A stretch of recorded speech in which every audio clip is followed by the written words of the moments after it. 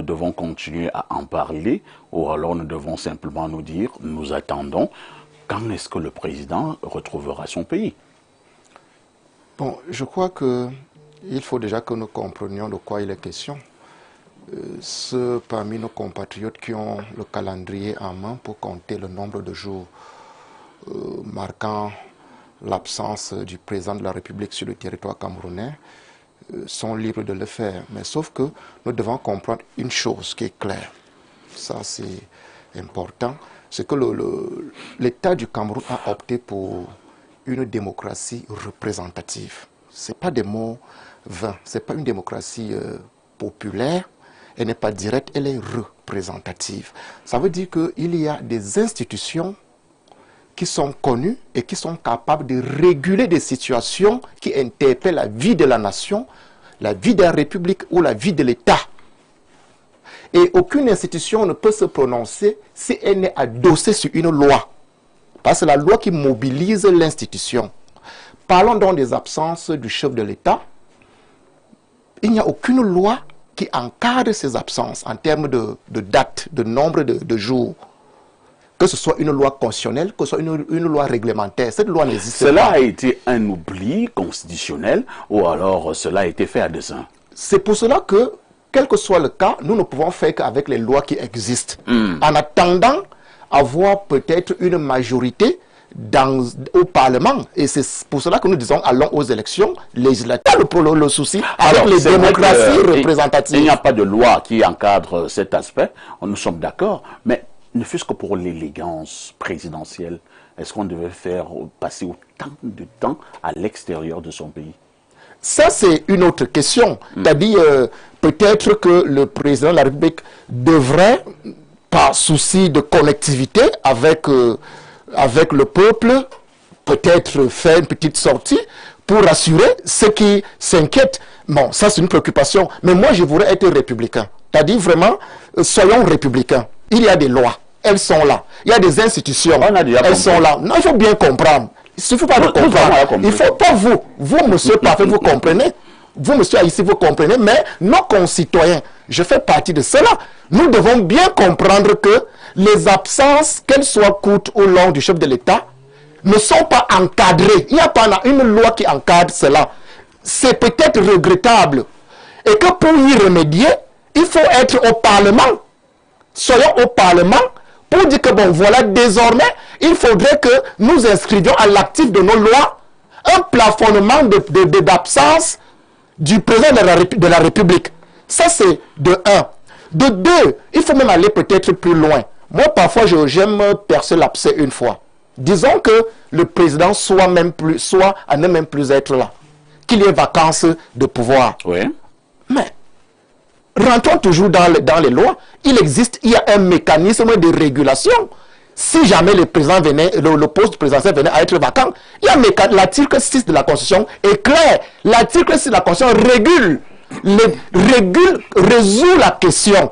Je ne suis pas en train de dire que notre Constitution est parfaite, mais il existe quand même des dispositions constitutionnelles qui, en cas de vacances, on ne tomberait pas dans le chaos.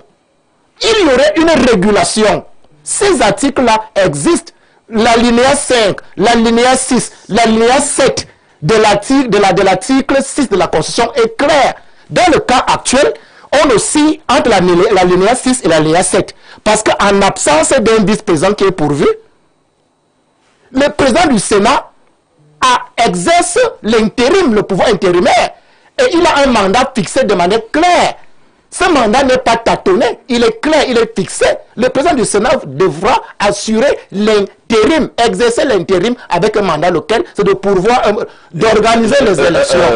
Willy, j'en parlais déjà la semaine dernière Oui. avec le professeur Wanangini qui est revenu sur tout ce que vous êtes en train de relever là. Okay. Mais moi, je relevais également un autre aspect des choses. J'avais l'impression que nous sommes en train de tâtonner. Parce que quand vous regardez même cette nouvelle loi qui vous dit que le Cameroun, le président peut nommer un vice-président. Est-ce que cette manière de parler n'est justement pas de nature toujours à entretenir le flou? Donc, il peut nommer un vice-président, tout comme il ne peut pas nommer un vice-président. Vous voyez comment on écrit une loi? Est-ce que ça ne crée pas un flou? Entre-temps, on vous dit que lorsqu'il y a le vice-président, c'est lui qui assure, qui termine le mandat. On vous fait également comprendre, bon, si le vice-président n'est pas là, ce sera plutôt le président du Sénat qui organisera la transition. Est-ce que tout cela n'est pas flou? Et si c'est flou, est-ce que ça ne peut pas laisser des failles pour des exercices que nous ne souhaitons pas dans un pays normal? Pour le moment, je crois que je voulais faire comprendre que nous n'avons pas forcément la meilleure des constitutions. Elle demande à être améliorée. Mais elle dispose quand même d'éléments qui nous empêchent de sombrer dans le chaos. Parce qu'il ne faut pas que nous soyons... Pourquoi dans la Constitution, on ne pouvait pas écrire simplement que le président doit nommer un vice-président? Pourquoi on a même dans la configuration actuelle, il n'y a pas de problème. Je ne vois pas un problème. Ah bon? Moi, je ne vois pas un problème dans la Constitution actuelle. C'est-à-dire, il peut nommer comme il peut ne pas nommer. S'il ne nomme pas, l'article... Donc nous sommes en train de jouer à un jeu de hasard. Non, je dis, allons bien lire la Constitution. Au cas où le vice-président n'est pas pourvu, n'est pas nommé, la linéa 6 de l'article 6 est clair. Pour nommer un vice-président, est-ce que c'est mystique?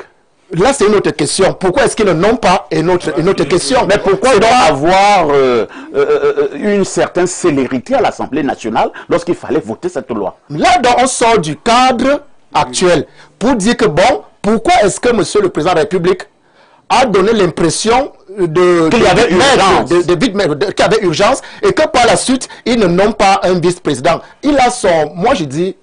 On doit faire avec ce qu'il a. Il a son calendrier. Est-ce que le président de la République joue avec les Camerounais? Voilà, là nous tombons dans les événements de 2004. Nous avons très bien vu que le président de la République, M. Biya, lui, il aime toujours jouer à ce jeu. C'est-à-dire, il vous... Mais à un moment donné, ça peut être un jeu dangereux. Bon, oui, puisque beaucoup de gens s'agitent. Mais je voudrais dire que...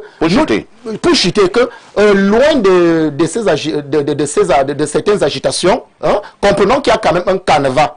Un canevas, parce que nous soyons là à relayer un écho sonore qui n'a rien à voir avec la réalité. La réalité, c'est que même s'il venait aujourd'hui à mourir, moi je parle de ce mot, même s'il venait à mourir ce dimanche, il y a un mécanisme qui est mis sur pied. Et les acteurs sont connus. Et vous allez vous rendre compte que parmi ces acteurs, en dehors du président du Sénat, en dehors du Conseil constitutionnel qui doit constater la vacance, il y a des acteurs importants c'est l'électorat et les partis politiques qui sont à même de faire la promotion d'un candidat à cette élection. Vous savez que parmi ces partis politiques, il y a un là qui brille et qui ne peut même pas pourvoir un candidat, c'est mon parti, le MRC. Mais c'est lui qui sonne là, qui relaie que absence, alors qu'aujourd'hui, si jamais il y a vacance de pouvoir, non, c'est pour cela que nous disons que nous avons des retards dans cette formation politique. Parce qu'aujourd'hui, il y a vacance de pouvoir. Le MRC ne peut pas aller aux élections. On ne peut pas faire la promotion d'un candidat. Non, on va commencer le débat sur le mandat impérial. C'est ça le problème. Vous voulez dire que c'est nous, dans le MRC, qui sommes les premiers à assumer qu'il y a vacance, même quand même il y a vacances, nous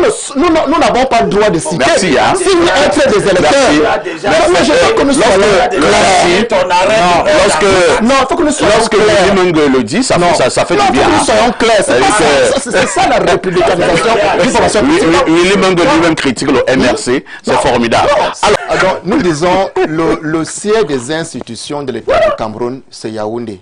Bon, moi je crois qu'au-delà de cette situation, il faut faire une autre lecture de cette téléprésidence. La téléprésidence, c'est que M. Biya est aussi en train de tester la loyauté et la fidélité, surtout de son armée.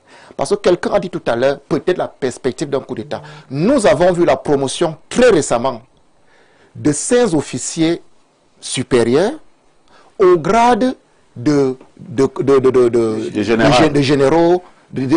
général, si vous permettez. Quand moi j'ai vu cela, et que cela s'est passé sous silence, sans aucune contestation, j'ai compris que la fidélité et la loyauté de M. Biya envers l'armée ou vice-versa est garantie. Parce qu'on aurait dû constater que dans le sillage de ces promotions Bon, l'armée a quoi y voir dans tout ce que nous disons? Il y a... Parce que moi, je ne comprends rien. Pourquoi tester? Abel, s'il vous plaît. Le décret fait à Yaoundé. Abel, permettez-moi de modérer. Vous n'êtes pas l'interprète de M. Menge. M. Menge lui-même parle bien. Laissez Menge parler. Alors, pourquoi faire ce parallèle avec l'armée? Est-ce qu'il y a un rapport? Vous avez suivi tout à l'heure dans la chute du commentaire ou des développements de M. Elimé Lobé parler que, entre autres, il pourrait avoir la perspective d'un coup d'État au cas où on constate que... Pour le cas d'espèce, nous ne ferons pas la promotion des coups d'État sur ce plateau. C'était pour lui dire, et à d'autres, que si jamais il y a une rupture de confiance entre l'actuel président de la République et l'armée, on aurait dû constater cela récemment avec la promotion des généraux. Une promotion qui s'est faite pendant qu'il est à Genève, bien entendu. Avec les décrets signés à Genève. Vous voyez, c'est-à-dire on a vu que tout se passe normalement. Donc il y a en cela une confiance qui est forgée donc, entre l'armée et son chef, qui est le chef des armées, c'est le président de la République. On n'a pas suivi quelqu'un bouder.